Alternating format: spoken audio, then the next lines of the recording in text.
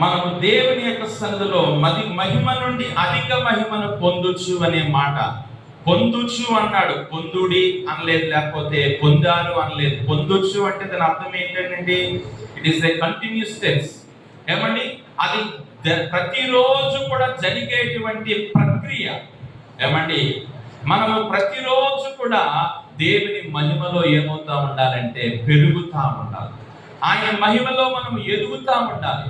ఆయన యొక్క గుణ లక్షణాలు మనలో ఏమవుతా ఉండాలంటే పెరుగుతా ఉండాలి అని దేవుని బిడ్డలారా అంటున్నాడు.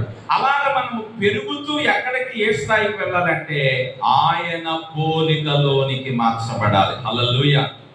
అర్థమవుతుందా? ఆ తర్వాత మాట అక్కడ ఏమి రాశాడు? మహిమ నుండి అధిక మహిమను పొందుచు ప్రభువగు ఆత్మ చేత ఆ పోలికగానే మార్చబడుచున్నాము. హల్లెలూయా.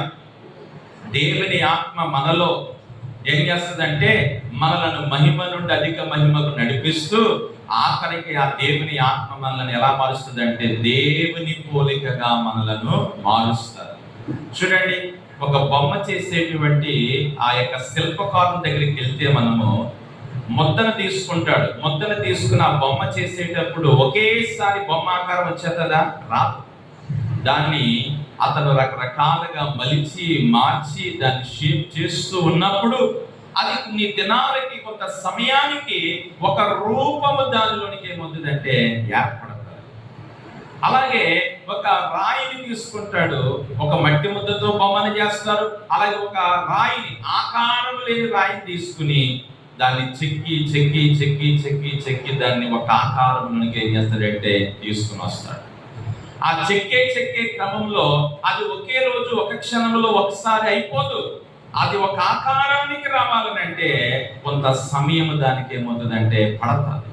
అప్పుడు ఆ శిల్పకారుని చేతిలో అది ఒక ఆకారానికి ఏమవుతుందంటే మార్చబడతాది.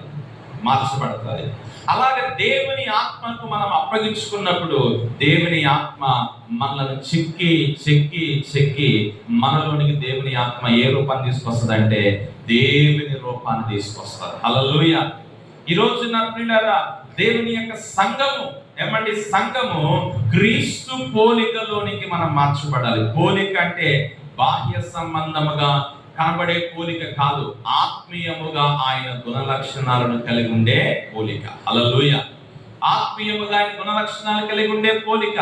ఈ లోకంలో మనం చాలా సార్లు వీడు అచ్చం నాన్నలాగా ఉన్నాడు, మామలాగా ఉన్నాడు, తాతలాగా ఉన్నాడు అని చెప్తా ఉంటాం కొంతమంది మనుషుల్ని చూసి. కానీ మనలను చూసినప్పుడు ప్రభువు ఆయన ఏ పోలిక చూడాలంటే ఆయన పోలిక మనలో చూడాలి. హల్లెలూయా. ఏమండి, బైబిల్ గ్రంథంలో కొన్ని వచనాలు మనం చదువుదాము. మొదటిగా ఈ మాటలు మనకి ఇంకా బాగా అర్థం అవ్వడానికి ఈరోజు మన యొక్క పిల్లల ధ్యానాంశం ఏంటంటే మహిమ నుండి అధిక మహిమను పొందొచ్చు మనము దేవుని యొక్క ఆత్మ చేత ఆయన పోలికగా మనం ఏమవ్వాలంటే మార్చబడడానికి మన ఆత్మీయ ప్రయాణాన్ని మనము నడిపించబడవలసినటువంటి అవసరత ఎంతైనా ఉన్నదని దేవుడి దినాన్ని మనతో మాట్లాడుతూ ఉన్నాడు. చూడండి, బైబిల్ గ్రంథంలో మనం చూసినట్లయితే కొన్ని మాటలు, మొదటిగా దేవుని వాక్యంలో కొన్ని మాటలు మనం చూద్దాం. పరిశుద్ధ గ్రంథంలోనికి మనం వచ్చినట్లయితే రోమీలకు రాసిన పత్రిక, ఏమండి, రోమీలకు రాసిన పత్రిక 8వ అధ్యాయంలోనికి మనం వచ్చినట్లయితే అక్కడ ఒక మాటను మనము చదువుతాం. రోమీలకు రాసిన పత్రిక 8వ అధ్యాయము 29వ వచనాన్ని చదవండి. ఎందుకనగా తన కుమారుడు అనేక సహోదరులలో జ్యేష్ఠుడగునట్లు దేవుడు ఎవరిని ముందుగా ఎరిగినో వారు తన కుమారునితో స్వారూప్యము గలవారగుటకు వారిని ముందుగా నిర్ణయించెను. ఏమవడానికంట? తన కుమారుని స్వారూప్యము గలవారు. అదే ఆయన పోలికగా మనం మార్చబడ్డం అంటే. చూసారా, అక్కడ మరి కొరింథీ పత్రిక 3:18లో చెప్పిన మాట మహిమ నుండి అధిక మహిమను పొందుచు ఆయన పోలికలోనికి మనం ఏమవ్వాలి? మార్చబడుతున్నాం. ఏమండి, మరి ఇప్పుడు ఈ లోకంలో పిల్లారా మనం ఉన్నంత కాలము మహిమ నుండి అధిక మహిమను పొందుచు దేవుల్లో ఎదుగుతూ ఉంటాం. ఎప్పుడైతే ప్రభు వస్తాడో ఆయన వచ్చినప్పుడు మన యొక్క జీవితాన్ని దేవుడు తన యొక్క స్వారూప్యంలోనికి ఏం చేస్తాడంటే మారుస్తాడు. అధిక మహిమ ఆ దినమున మనం పొందుకుంటాం. హల్లెలూయా. ఇక్కడ అదే అంటున్నాడు, తన కుమారునితో జ్యేష్ఠుడన్నట్లు దేవుడు ముందుగా ఎవరిని ఎరిగినో వారు తన కుమారునితో స్వారూప్యము గలవారగుటకు వారిని ముందుగా నిర్ణయించాడు. ఈ రోజున మనమందరం చేయవలసిన ప్రార్థన ఏంటంటే, ప్రభువా నా యందు నీ స్వారూప్యము రావాలి ప్రభువా, అటువంటి భక్తి నాకు దయచేయనైనా, అటువంటి మహిమ నాకు దయచేయి ప్రభువా, నేను ఆ రీతిగా నేను ఎదగడానికి సహాయం చేయి తండ్రి. ప్రభువా నీవు ఏమై ఉన్నావో నేను అలాగా ఉండాలి ప్రభువా, నీవు ఎలాంటి వాడువో నేను అలా ఉండాలి ప్రభువా, అలాగ నేను ఎదగడానికి నన్ను నడిపించు ప్రభువా అని మనం ప్రార్థన చేయాలి. ఇంకొక మాట చూసినట్లయితే దేవుని వాక్యములో అంటాడు, కొరింథీయులకు రాసినటువంటి మొదటి పత్రిక, కొరింథీయులకు రాసిన మొదటి పత్రిక 15వ అధ్యాయము 49వ వచనం చదవండి ప్రియులారా. మరియు మనము మంటి నుండి పుట్టిన వాని పోలికను ధరించిన ప్రకారము పరలోక సంబంధి పోలికయు ధరింతుము. ఎవరి పోలిక మనలో ఉందంట? మంటి నుండి పుట్టిన వాని పోలిక. మంటి నుండి పుట్టిన వాని పోలిక అంటే ఆదాము మొదటి మనుష్యుడు, ఆదాము పోలికలో మనం ఉన్నాం. అయితే మంటి నుండి పుట్టిన వాని పోలికను ధరించిన ప్రకారము పరలోక సంబంధి పోలికను కూడా మనం ఏం చేయాలి? ధరించాలి. పరలోక సంబంధి పోలిక అంటే దేవుని పోలిక. వాస్తవానికి దేవుని బిడ్డలారా, ఆలోచన చేసినట్లయితే దేవుడు సృష్టిని చేసేటప్పుడు, ఆదామును చేసేటువంటి సమయంలో ఆ మొదటి అధ్యాయం చదువుతాం ఆదికాండంలో, దేవుడు తన స్వరూపమందు తన పోలికలో నరుని సృజించాడు. హల్లెలూయా. కానీ ఎప్పుడైతే ఆదాము అవ్వ పాపం చేశారో ఆ పోలిక ఏమైపోయిందంటే పోయి, ఆ మహిమ ఏమైపోయిందండి? పోయి. దేవుని బిడ్డలారా, ఆదాము అవ్వ ఆ పండు తిననంత వరకు కూడా వారు ఎవరి పోలికలో ఉన్నారంటే దేవుని పోలికలోనే ఉన్నారు, ఆ మహిమలోనే ఉన్నారు. కానీ ఎప్పుడైతే వారు బిడ్డలారా పాపం చేస్తారో ఆ మహిమ ఏమైపోయిందంటే పోయి. ఆ పోవడం బిడ్డలారా మనుషులందరిలో ఆ మహిమను దేవుని బిడ్డలారా పోగొట్టుకుని, మరి దేవుని యొక్క సన్నిధానంలో అదే అంటాడు, మనుషులందరూ పాపం చేసి దేవుడు అనుగ్రహించు మహిమను పొందలేకపోతున్నారు అని అంటాడు కదా. సో దేవుని యొక్క వాక్యంలో మనం గమనించినట్లయితే ఏ పోలిక అయితే మొదటిగా దేవుడు ఇచ్చాడు ఆ పోలిక పోయింది ఆదాములో. అయితే మరలా యేసు ప్రభుని లోకానికి పంపించి మరలా దేవుడు తన పోలికలోనికి మనుషులను తీసుకురావాలని దేవుడు ఆశపడతా ఉన్నాడు. హల్లెలూయా. అందుకే మంటి నుండి పుట్టిన వాని పోలికను ధరించిన ప్రకారము మనము పరలోక సంబంధి పోలికను కూడా ఏం చేయాలి? ధరించాలి. ఈ రోజున సంఘము యొక్క ఆత్మీయ ప్రయాణం ఎటువైపు వెళ్ళాలంటే ఆయన పోలికలోనికి మనము మార్చబడాలి. హల్లెలూయా. దాన్ని మీకు అర్థమయ్యే భాషలో ఇంకో మాటగా చెప్తున్నాను, ఆయన పోలిక అంటే ఆయన స్వభావంలోనికి మనం ఏమవ్వాలంటే ఆయన ఎలాంటి వాడో అలాగ మనము కూడా ఉండాలి. అలాగా మన జీవితంలో క్రమేణా మన జీవితంలో ఆయన పోలికలోనికి మనం ఏమవుతా ఉండాలంటే మారుతున్నామా లేదా అనేది ఒకసారి ఆలోచన చేయాలి. తర్వాత ఇంకొక మాటలో కూడా ఆయన చాలా స్పష్టంగా చెప్పారు. అక్కడ ఏమని చెప్పారో ఒకసారి మనం చదువుదాం. చూడండి, బైబిల్ గ్రంథంలో యోహాను గారు రాసిన మొదటి పత్రిక 3వ అధ్యాయము, యోహాను రాసిన మొదటి పత్రిక 3వ అధ్యాయం మొదటి 2 వచనాలు. మనము దేవుని పిల్లలమని పిలవబడినట్లు తండ్రి మనకెట్టి ప్రేమ అనుగ్రహించునో చూడుడి, మనము దేవుని పిల్లలమై ఈ హేతువు చేత లోకమును ఎరుగదు, యావయనగా ఆయనను ఎరుగలేదు. ప్రియులారా, ఇప్పుడు మనము దేవుని పిల్లలమై ఉన్నాము, మనం ఇంకా ఏమవుదుమో అది ఇంకా ప్రత్యక్షపరచబడలేదు, కానీ ఆయన ప్రత్యక్షమైనప్పుడు ఆయన ఉన్నట్లుగానే ఆయనను చూతుము గనక ఆయనను పోలియుందుమని ఎరుగుదుము. హల్లెలూయా. చూడండి ఎంత స్పష్టంగా ఇక్కడ రాశాడో యోహాను మొదటి పత్రిక 3వ అధ్యాయము మొదటి 2 వచనాల్లో. ఏమంటున్నాడు? ఆయన ప్రత్యక్షమైనప్పుడు ఆయన ఉన్నట్లుగానే ఆయనను చూతుము గనుక ఆయనను పోలియుందుమని ఎరుగుదు. ఏమండి? ప్రభు రాకడ వచ్చేసరికి మనము ఆయనను చూసే సమయంలోనంట ఆయన ఉన్నట్లుగా మనం ఏమవుతామంట? మారుతాం. ఆయన ఉన్నట్లుగా మన జీవితాలు మార్చబడతాయి. అప్పుడు మనలో ఏమండి? ఆయన మహిమ సంపూర్ణముగా నింపబడతాది. హల్లెలూయా. అప్పటి వరకు మన జీవితంలో మనం ఏమవుతా ఉండాలంటే ఆయన పోలికగా మార్చబడడానికి మనల్ని మనం ఏం చేసుకోవాలంటే దేవునిలో మనం కట్టుకోవాలి.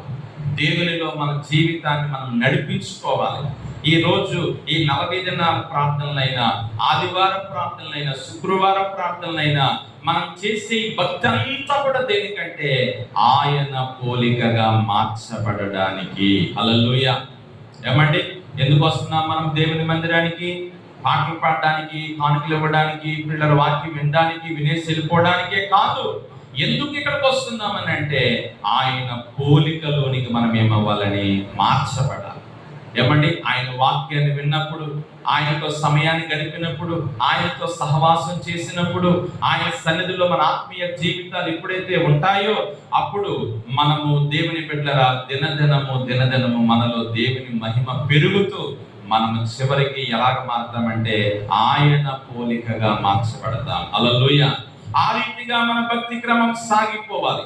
ఆ రీతిగా మన భక్తి జీవితంలో మనం ముందుకు నడిపించబడాలి అని దేవుడి దినాన్ని మనతో ఆయన మాట్లాడుతూ ఉన్నాడు. ఇప్పుడు నేను చెప్పబోయే మాట మనము ప్రియులరా ఆయన పోలికగా మార్చబడాలి అనేది ఈరోజు మన ఆలోచన. ఎవరి పోలికగా? దేవుని పోలికగా. ఆయన పోలికగా సంఘము మార్చబడాలంటే, ఆయన స్వారూప్యములోనికి సంఘము రావాలంటే, ఆయన స్వభావములోనికి సంఘము రావాలి అంటే ఏం చెయ్యాలి? ఆయన మహిమలో మనం ఇంకా బాగా ఎదగాలంటే మనం ఏం చెయ్యాలి? ఏం చేస్తే మనం ఆయన మహిమలో పిల్లలు ఇంకా బాగా ఎదుగుతామని అంటే మరి దేవుని వాక్యంలో కొన్ని విషయాలు మనము ఈరోజు పరిశీలన చేద్దాం. ఈరోజు మనము దేవుని వాక్యములో నుండి ఆయన మహిమలోనికి మనము మార్చబడాలి అని అంటే మన జీవితంలో పిల్లరా మనం చేయవలసిన కొన్ని కార్యాలు ఈ రాత్రి మనము దేవుని యొక్క సన్నిధిలో ఈ మధ్యాహ్న కాల సమయంలో ధ్యానం చేద్దాం. మొట్టమొదటిగా మనం చూడండి, వాక్యములోని ఒక మాటని ఇలాగా రాస్తూ ఉన్నాడు. రోమీయులకు రాసిన పత్రికలోనికి రండి. రోమీయులకు రాసిన పత్రికలో మరి చాలా విషయాలు ఉన్నాయి, కానీ కేవలము ఒక 3-4 సంగతులు మనం ఈరోజు ధ్యానం చేసి వాక్యాన్ని ముగించుకుందాం. రోమీయులకు రాసిన పత్రిక 12వ అధ్యాయము 2వ వచనం చదవండి. మీరు ఈ లోక మర్యాదను అనుసరింపక ఉత్తమమును అనుకూలమును సంపూర్ణమునైన దేవుని చిత్తమేదో పరీక్షించి తెలుసుకున్నట్లు మీ మనస్సు మారి నూతన మగుట వలన రూపాంతరము పొందుడి. ఆ మాటలో మీరు గమనించాలి. రూపాంతరము పొందండి. రూపాంతరం అంటే మార్చబడడం. రూపాంతరం అంటే ఏంటండి? మార్చబడడం. ఎలా మార్చబడతామంటే దేవుని పోలికలోనికి మనము మార్చబడతాం. ఏమంటే ట్రాన్స్ఫర్మేషన్ అంటారు ఇంగ్లీష్లో. ఏమండి? మనము దేవుని పోలికలోనికి రూపాంతరం అవ్వాలి. రూపాంతరం అవ్వాలి, దేవుని పోలికలోనికి మార్చబడాలి. అదే కదా మనము కొరింథీ పత్రిక 3:18 చదివింది. మహిమ నుండి అధిక మహిమను పొందుచు ప్రభువగు ఆత్మ చేత ఆయన పోలికగా మార్చబడుతున్నాం అన్నాడు. ఆయన పోలికగా మార్చబడుతున్నామని కొరింథీ 3:18 అన్నాడు. ఇక్కడ రోమా పత్రికలోనేమో రూపాంతరము పొందండి అన్నాడు. ఆ మాటలు ఒకే అర్థాన్ని ఇస్తాయి, కానీ పదాలు వేరు. అంతే. అర్థమైతే ఒకటే, పదాలు వేరుగా ఉపయోగించబడ్డాయి అంతే. కాబట్టి రూపాంతరం అంటే ఏదో పిల్లరా ఏదో మనం అనుకోకుండా మనము దేవుని పోలికగా మార్చబడాలంటే ఇక్కడ 3 విషయాలు చెప్తున్నారు పౌలు గారు. ఏమిటా 3 విషయాలంటే, ఒకటి, ఈ లోక మర్యాదను అనుసరించద్దు. అది number 1. Hallelujah. If you want to be like Christ, నీవు క్రీస్తుని పోలి నడవాలి అంటే, లేక క్రీస్తుని పోలిని ఉండాలి అని అంటే నీవు ఈ లోక మర్యాదని ఏం చేయకూడదంట? అనుసరించకూడదు. మొట్టమొదటిది అంటే ఈ లోకానుసారంగా మనం జీవించకూడదు. లోకంలో మనుషులు ఎలా బ్రతుకుతున్నారో, లోకంలో సమాజం ఎలా జీవిస్తుందో, వారు ఎలాంటి కార్యాలు చేస్తున్నారో మనము వారిలాగా ఉండకుండా ఉంటేనే మనం ఎవరిలాగా ఉండగలము? ఆయనలాగా ఉండగలం. హల్లెలూయా. మనం లోకంలాగా ఉండాలి అనుకుంటే మనం ఆయనలాగా ఉండలేము. ఆయనలాగా ఉండాలి అంటే మనం ఎవరిలాగా ఉండకూడదు? లోకంలో ఉన్నటువంటి వారిలాగా ఉండకూడదు. అర్థమవుతుందా మీకు? ఈ లోక మర్యాదను మీరు ఏం చేయొద్దు, అనుసరించద్దు. కొన్నిసార్లు మనం అనుకుంటాం వాళ్ళు ఏమనుకుంటారో అండి అని కాంప్రమైజ్ అయిపోయి మన భక్తి జీవితంలో కొన్ని చెయ్యకూడని కార్యాలు మనం ఏం చేస్తామంటే చేస్తాం. వాళ్ళు ఏమనుకుంటారో అని, మన చుట్టాలు ఏమనుకుంటారో అని, మన బంధువులు ఏమనుకుంటారో అని. ఏమండి ప్రియులారా, వాళ్ళ కోసం వీళ్ళ కోసం, లోక పద్ధతుల కోసం, లోక ఆచారాల కోసం, లోక విధానాన్ని బట్టి మన భక్తిలో కొన్ని చెయ్యకుండా కార్యాలు చేసేసి దేవుని యొక్క దీవెన మనం కోల్పోతాం ప్రియులారా. అందుకే ఈ లోక మర్యాదను మీరు ఏం చేయొద్దు, అనుసరించదు. అప్పుడు ఎప్పుడైతే ఈ లోకాన్ని నీవు అనుసరించకుండా ఉంటావో అప్పుడు నీవు రూపాంతరము చెందుతావు. హల్లెలూయా. అప్పుడు నీవు దేవుని పోలికలోనికి మార్చబడతావు. ఏమండి ప్రభువగు ఆత్మ చేత, దేవుని ఆత్మ చేత నీవు దేవుని పోలికగా నీవేమవుతావంటే మార్చబడతావు. హల్లెలూయా. చూడండి, పరిశుద్ధ లేఖనంలోని ఈ లోక మర్యాదను అనుసరించద్దు అనే మాట కోసం మొదట మనం నేర్చుకుందాం. చూడండి, కొరింథీయులకు రాసిన రెండవ పత్రిక 6వ అధ్యాయము 14వ వచనం చదవండి. ప్రియమైన, మీరు అవిశ్వాసులతో జోడుగా ఉండకుడి, నీతికి దుర్నీతితో ఏమి సాంగత్యము, వెలుగునకు చీకటితో ఏమి పొత్తు, క్రీస్తునకు బిలియాలతో ఏమి సంబంధము, అవిశ్వాసితో విశ్వాసికి పాలెక్కడిది, దేవుని ఆలయమునకు విగ్రహములతో ఏమి పొందిక, మనం జీవము గల దేవుని ఆలయమై ఉన్నాము, అందుకు దేవుడు ఎలాగూ సెలవిచ్చుచున్నాడు. చాలండి. చూసారా, ఎవరితో ఉండాలో, ఎవరితో సహవాసం చేయాలో, మన జీవితం ఎలా ఉండాలో ఇక్కడ పౌలు చాలా సుస్పష్టంగా ప్రభు చెప్తా ఉన్నారు. ఏమంటున్నాడు? మీరు అవిశ్వాసులతో జోడుగా ఉండకండి. ఏమండి, అవిశ్వాసికి విశ్వాసితో పాలెక్కడిది, నీతికి దుర్నీతితో ఏమి సాంగత్యము, వెలుగునకు చీకటికి ఏమి పొత్తు. అంటే మనం ఈ లోకముతో లోకములో ఉండాలి, కానీ లోక పద్ధతులు, లోక ఆచారాలు, లోక విధానాలు మనం ఏం చేయకూడదంటే అనుసరించకూడదు. హల్లెలూయా. అప్పుడే మనం ఎవరి పోలికలోకి మార్చబడతామంటే దేవుని పోలికలోనికి మార్చబడతాం. ఈనాడు చాలా మంది క్రైస్తవులే ప్రియులారా, రక్షణ పొందిన వాళ్ళే, బాప్తిసం తీసుకున్న వాళ్ళే, ప్రభుని నమ్ముకున్న వాళ్ళే, ఇంకా వారి భక్తి ఎలా ఉందంటే అన్ని లోకాచారాలే, అన్ని లోక పద్ధతులే, అన్ని లోక విధానాలే. ఇంకా లోకములో కొంతమంది ప్రియులారా ప్రభుని నమ్మని వాళ్ళైనా చేయరు. అలాంటి కార్యాలు ఇంకా ప్రభుని నమ్ముకున్న వాళ్ళు చాలా మంది చేసేవారు ఉన్నారు. అన్ని లోక పద్ధతులు, లోకాచారాలు, లోక అలవాట్లు ప్రియులారా. అయితే అంటున్నాడు, ఈ లోక మర్యాద మీరు ఏం చేయకూడదంటే అనుసరించకుండా ఉన్నప్పుడే ఆయన పోలికలోకి నువ్వేమవుతావంటే మార్చబడతావు. ఈ రోజున ఇంకా ఈ లోక ఆచారం ఏమైనా నీలో ఉందా? ఈ లోక సంబంధమైన జీవితం ఏదైనా నీలో ఉందా? ఒకసారి ఆలోచించాలని ప్రభుదినాన్ని ఆయన మనతో మాట్లాడుతూ ఉన్నాడు. ప్రియులారా, నిజమే, ఈ లోకానుసారమైన జీవితాన్ని మనం కలిగి ఉంటే ఆయన పోలికలోనికి మనం ఏమవలేమంటే మార్చబడలేము. మనం 40 దినాలు గుడికి రావచ్చు, ఆదివారం గుడికి రావచ్చు, శుక్రవారం రావచ్చు, ప్రార్థనలు చేయొచ్చు, కానీ ఈ లోకానుసారమైన జీవితం మనలో ఉంటే మనం ఆయన పోలికలోనికి మార్చబడలేమనే మాట. చూడండి, మరొక మాట మనం చదువుదాం దేవుని యొక్క వాక్యంలో. ప్రియులారా, ఎఫెసీయులకు రాసిన పత్రిక 2వ అధ్యాయము 2వ వచనం చదవండి. 2:2 మీరు వాటిని చేయుచు వాయుమండల సంబంధమైన అధిపతిని, అనగా అవిధేయులైన వారిని ఇప్పుడు ప్రేరేపించు శక్తిని అధిపతిని అనుసరించి ఈ ప్రపంచ ధర్మము చొప్పున మునుపు నడుచుకుంటేది. ఏమంటున్నాడు? ఈ ప్రపంచ ధర్మము చొప్పున అంటున్నాడు. అంటే అర్థం ఏంటంటే ఈ లోకానుసారముగా, మునుపు నడుచుకున్నారు, కానీ ఇప్పుడు మీరు అలా నడుచుకోకూడదు. ప్రభుని ఎరగక ముందు నువ్వు అన్యురాలు కాబట్టి, ప్రభుని ఎరగక ముందు మనం దేవుని ఎరగని వారు కాబట్టి, లోకరీతిగా ఎలాగ మనం ఎన్నో కార్యాలు చేసి ఉండొచ్చు. ప్రభుని నమ్మిన తర్వాత ఈ లోక మర్యాదను మనం ఏం చేయాలి? వదిలేయాలి. ఏమంటే విడిచిపెట్టాలి. ఈ లోక మర్యాదను విడిచిపెట్టాలి. ప్రభుని నమ్మిన తర్వాత కూడా నీవు లోకానుసారంగా ఉంటానంటే అది దేవునికి ఏమాత్రం ఇష్టమో. ఈ లోక స్నేహము దేవునితో వైరమని మీరు ఎరుగరా? ఏమంటే ఈ లోక స్నేహము దేవునికి ఏమిటంట? వైరం, ఎంతో శత్రుత్వము దేవునికి. కాబట్టి ఈ లోకమందు మనం చాలా జాగ్రత్తగా ఉండవలసిన అవసరత ఎంతైనా ఉంది.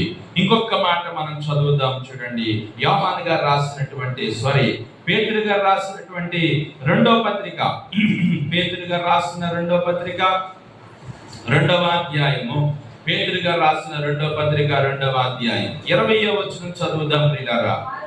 వారు ప్రభువును రక్షకుడైన యేసుక్రీస్తు విషయమైన అనుభవ జ్ఞానము చేత ఈ లోక మాలిన్యములను తప్పించుకున్న తర్వాత మరలా వాటిలో చిక్కబడి వాటి చేత జయింపబడిన యెడల వారి కడవరి స్థితి మొదటి స్థితి కంటే మరి చెడ్డదవుతుంది. హల్లెలూయా.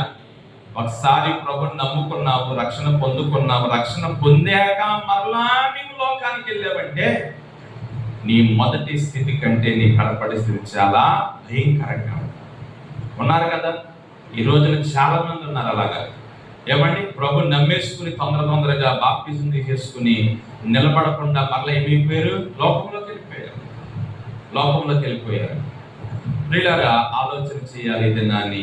మన జీవితంలో మనం ఎలాగ ఉన్నాం అనేటువంటిది. ఈ లోక మర్యాదను అనుసరించకుండా నీవు ఉన్నప్పుడే నీవు దేవుని పోలికలోకి ఏమవుతావంటే మార్చబడతావు. అందుకే అన్నాడు యోహాను పత్రికలో, లోకములో ఉన్న వాటినైనను ప్రేమించవద్దు అన్నాడు. హల్లెలూయా. లోకములో ఉన్న వాటినైనను ప్రేమించవద్దు. ప్రియులారా, నేను చెప్తున్న మాట, మహిమ నుండి అధిక మహిమ పొందుచు ఆయన పోలికలోనికి నువ్వు మార్చబడాలంటే మొదట నువ్వేం చేయాలంటే ఈ లోక మర్యాదను ఏం చేయకూడదు? అనుసరించకూడదు. అప్పుడు నీవు రూపాంతరం పొందుతావు. ఎవరిలాగా? ప్రభువులాగా. హల్లెలూయా. చూడండి, సీతాకోక చిలుక అది చిలకగా కాకముందు ఎలాగున్నదట?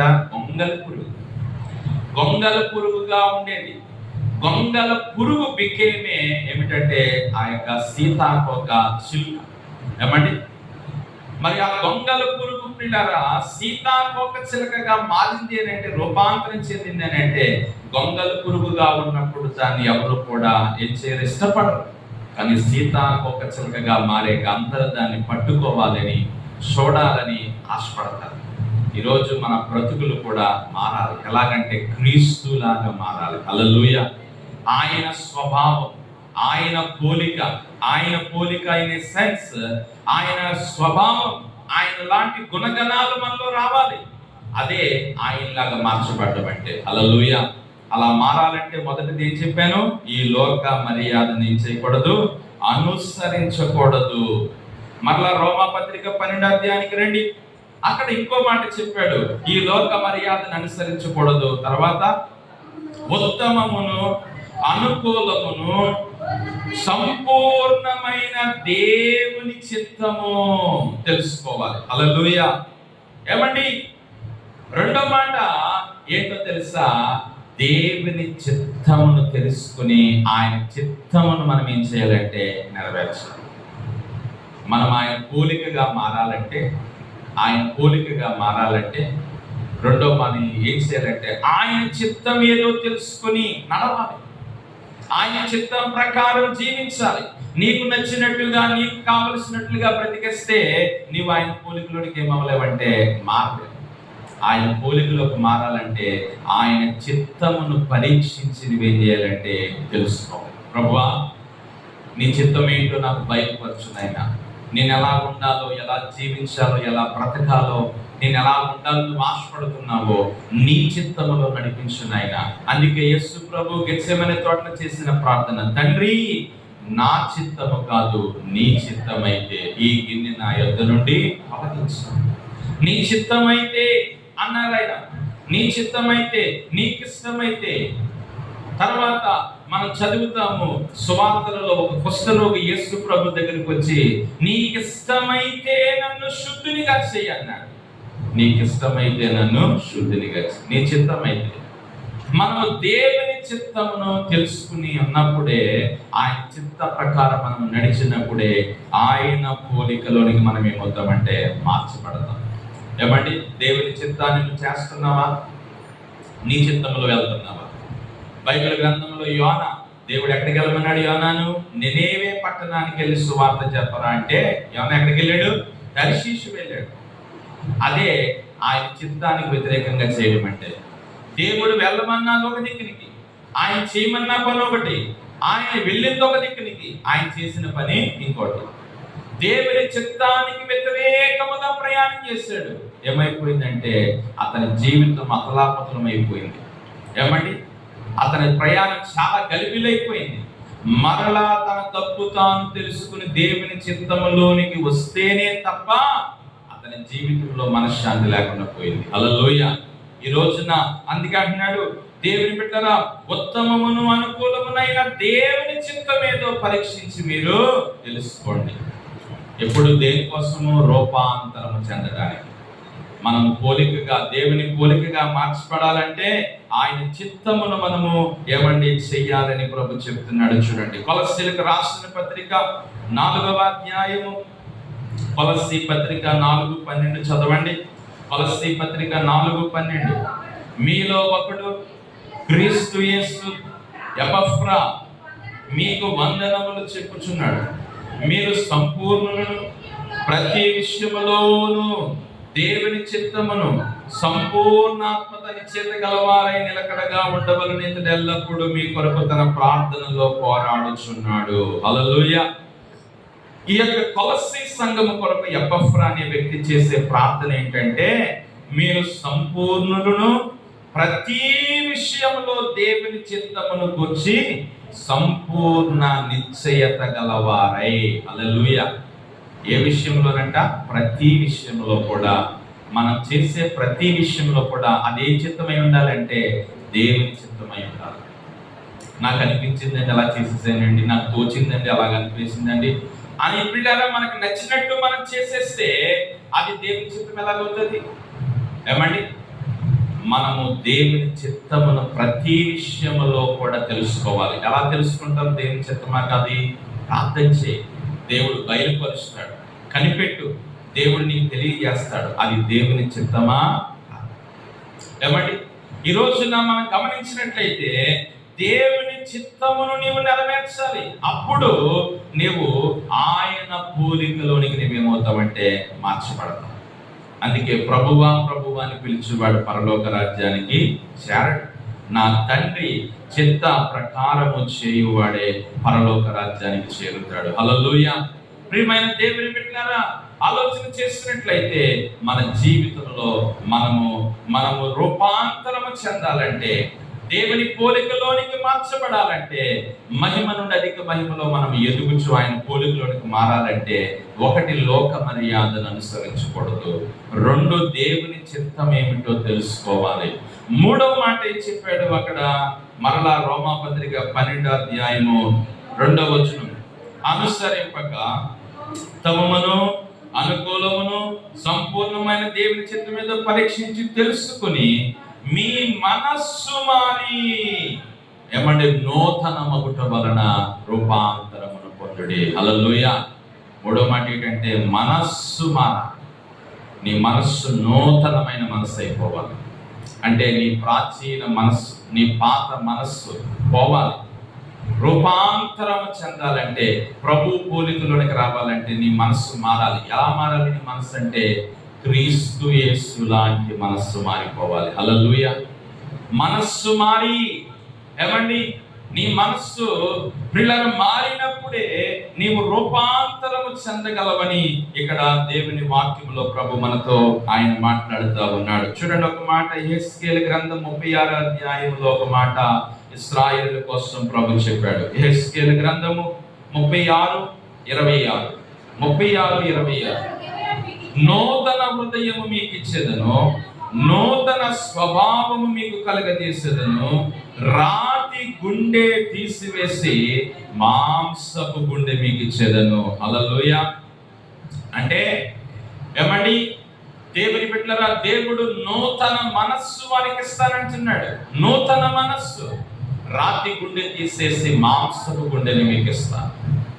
ఏమండి, నూతన స్వభావం. అందుకే బైబిల్ గ్రంథంలోని భక్తుడైనటువంటి దావీదు గారు 51వ కీర్తనలో ప్రార్థన చేశాడు, స్థిరమైన మనస్సు నాలో నూతనముగా పుట్టించు ప్రభు అన్నాడు. ఏ మనసు అండి? స్థిరమైన మనసు నాలో నూతనముగా దయచేయి. ఈ రోజున చాలా మంది మనస్సులు స్థిరంగా లేవు దేవుల్లో. 4 రోజులు ఒకలాగా ఉంటే 4 రోజులు ఒకలాగా ఉంటారు. 4 రోజులు చాలా ఉజ్జీవంగా ఉంటారు, 4 రోజులు ఆరిపోయి పారిపోతూ ఉంటారు. ఏమండి, దేవుల్లో స్థిరత్వం లేదు. అందుకనే దేవుని వాక్యములు అంటున్నాడు, మీ మనస్సు మారి నూతనమగుట వలన మీరేమవుతారంటే రూపాంతరము పొందుతారు. మనస్సు మారాలి, రూపాంతరం చెందాలంటే మన మనస్సు మారినప్పుడే మనము ప్రభు పోలికలోనికి రాగలుగుతాం. ప్రియులారా, బైబిల్లోని ఒక తండ్రికి 2 కొడుకులు ఉన్నారంట. మొదటోడి దగ్గరికి వచ్చి పొలంలోకి వెళ్ళి పనిచేయరంటే వెళ్తాను అన్నాడు, కానీ వెళ్ళలేట. రెండో వాడేమో వెళ్ళను అన్నాడట, కానీ తర్వాత మనస్సు మార్చుకుని అతను వెళ్ళాడట. హల్లెలూయా. చూడండి, వీరిద్దరిలో తండ్రికి ఇష్టం వచ్చిన ప్రకారం చేసిన వాడు ఎవడు అని అంటాడు అక్కడ క్వశ్చన్. ఏమండి, మొదటి వాడు పోను అన్నాడు, కానీ తర్వాత మనస్సు మార్చుకుని వెళ్ళాడు. రెండో వాడు వెళ్తాను అన్నాడు, కానీ వాడు వెళ్ళలేదు. అప్పుడు అంటాడు, మొదటి వాడు తన మనసును ఏం చేసుకున్నాడు? మార్చుకున్నాడు. ఏమండి, ఈ రోజున మన మనస్సు మార్చుకున్నప్పుడు, మన మనస్సు మారినప్పుడు మనము రూపాంతరము చెందుతాం. మనం ఏమని అడగాలంటే దేవుడిని, ప్రభువా, నాలో కఠినమైన మనస్సు, నాలో బండ మనస్సు, మలినమైన మనస్సు తీసివేసిన ఆయన నాకు నూతన మనస్సు దయచేయండి. హల్లెలూయా. నూతన మనస్సు నాయన. ఏమండి, బైబిల్లో చాలా మంది మనసులు దేవుడు మార్చాడు. జక్కయ్య ఆయన ప్రభుని ఎరగక ముందు ధనాపేక్షకుడు కదా. మరి పన్ను వసూలు చేసేటప్పుడు ఎవరి దగ్గరైనా రూపాయి పన్ను తీసుకోవాలంటే దానికి 4 రూపాయలు ఎగస్ట్రా వసూలు చేసేవాడు. అతనికి పాపి అని పేరింటాడు. ఇతనేంటి, ఆ పాపి ఇంటికి వెళ్ళి భోజనం చేస్తున్నాడు అని ప్రభుని పిల్లలు ఆనాడు అన్నారు. అయితే ఎప్పుడైతే యేసయ్య వెళ్ళి సువార్త చెప్పాడో అతని మనసు ఏమైపోయిందంటే మారిపోయింది. హల్లెలూయా. మనసు మారిపోయింది. అప్పుడు వెంటనే చక్కగా నిలబడి, ప్రభువా, నేను ఎవరి దగ్గర అయితే అన్యాయంగా ధనం తీసుకున్నానో తిరిగి వారికి మరలా 400 నేను ఇచ్చేస్తాను. ఇదిగో నేను ఇక మీద అలా చేయను ప్రభువా, అలా ఉండను ప్రభువా అని అన్నాడు. అప్పుడు వెంటనే ప్రభు అన్నాడు, నేడు ఇంటికి రక్షణ వచ్చింది. హల్లెలూయా. ఈ మాటలో ఉన్న అర్థం ఏంటంటే అతని మనస్సు ఏమైందంటే మారింది. అతని మనస్సు మారింది. నూతన మనస్సు దేవుడు అతనికి ఇచ్చాడు. నూతన హృదయాన్ని దేవుడు అతనికి ఇచ్చాడు. నూతన బుద్ధిని దేవుడు అతనికి ఇచ్చాడు. ఆయన మనస్సును దేవుడు మార్చాడు. ఈరోజు నా పిల్లరా, వాక్యం చెప్పే మాట ఏంటంటే మనము మహిమ నుండి అధిక మహిమను పొందుచు ఆయన పోలికలోనికి మనం ఏమవ్వాలంటే మార్చబడతాం. హల్లెలూయా. ఈరోజు నీ మాటలు మన మనసులో పెట్టుకుందాం. ఏమని అంటే మనము దినదినము కూడా మన భక్తి క్రమంలో మనం చేయవలసింది ఏంటంటే, మన భక్తిలో మనకు ఉండవలసిన ఆలోచన ఏంటంటే, నేను క్రీస్తు పోలికలోనికి ఏమవ్వాలంటే మారాలి. అదే మన ముఖ్యమైన ఉద్దేశం, అదే మన ముఖ్యమైనటువంటి అజెండా. నీవు ఒకటే నీ మనసులో పెట్టుకోవాలి, నేను పరలోక రాజ్యానికి చేరాలంటే ఆయన లాగా నేనేమవ్వాలంటే మారాలి. మారితేనే నేను ఆ రాజ్యానికి చేరగలుగుతాను. అలా మారాలంటే అది ఒక రోజులో అయిపోయే పని కాదు. నిరంతరము నువ్వు ప్రభు రాకడ వచ్చేదాకా, లేక నీ ప్రాణపోకడ వచ్చిపోయేదాకా, ఈ లోకంలో మనం ఉన్నంత వరకు మనము దేవుని యొక్క మహిమలో ఏమవుతా ఉండాలంటే పెరుగుతూ ఉండాలి. మహిమ నుండి అధిక మహిమకు మనం ఎదుగుతూ ఆయన పోలికగా మనము మార్చబడే ప్రయాణంలో మనం ముందుకు సాగాలని దేవుడి దినాన్ని మనతో మాట్లాడుతున్నాడు. కాబట్టి ఆ రీతిగా మన ఆత్మీయ ప్రయాణంలో ముందుకు సాగుదాం. దేవుడి కొద్ది మాటలు మన వినికిడిలో దీవించి ఆశీర్వదించును గాక. ఆమేన్. ప్రార్థన చేసుకుందాం. తలలో వచ్చి కళ్ళు మూసుకుని ఈ దినము దేవుని మాటలు ఏమైతే మనము విన్నామో విన్నటువంటి మాటలను బట్టి మనం ప్రార్థన చేద్దాం. అందరం కూడా కళ్ళు మూసుకుని